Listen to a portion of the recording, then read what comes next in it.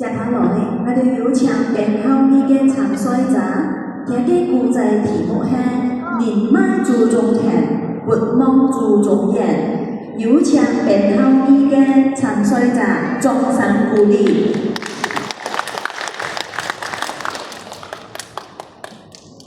尊敬的評判先生，親愛的鄉親父老，大家好。今日我要用客家話分享，題目係寧邁注重田，不忘注重人。這時候，我想聽阿公講一句話：寧邁注重田，不忘注重人。當時我學生唔知呢句話有幾錯。後來慢慢狀態，聽阿公講祖先嘅故仔，我嘅心好感動。阿公講，客家人嘅祖先從北方一路南遷，翻山過嶺，行到腳都敗，流汗又流淚，有陣時候好可憐，半太風，落太水。好冷，冇屋好處，有陣時要半夜行到細路個長腳，都怕好餓，冇飯好食。但係祖先講，人可以窮，人可以苦，但係做人嘅人唔能忘，注重嘅話唔能忘。所以唔理就到那。客家人都帶領一樣東西，就是客家話。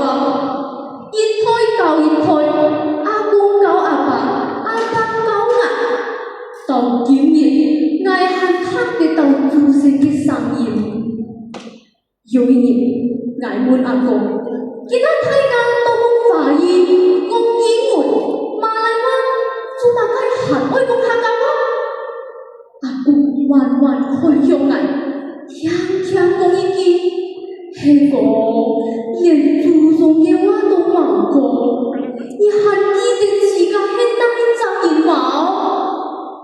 聽到呢句話，我嘅眼淚真的流下來。今日我起床也下，用客家話分享，唔單止會去比賽，係會去講俾祖先知道，而留下來嘅話。我還記得，而留下來嘅人，我唔敢忘記。只要客家話還在，客家人就在；只要客家精神還在，客家嘅血脈就唔搖擺。所以我愛太上講，寧邁注重田，不忘注重人。我係客家人。客家人辛苦耐勞，客家人係有料，遇到人都記得自己嘅客家人，世界再大也睇唔過一個，我係客家人，同意嘅為我點讚，多謝大家。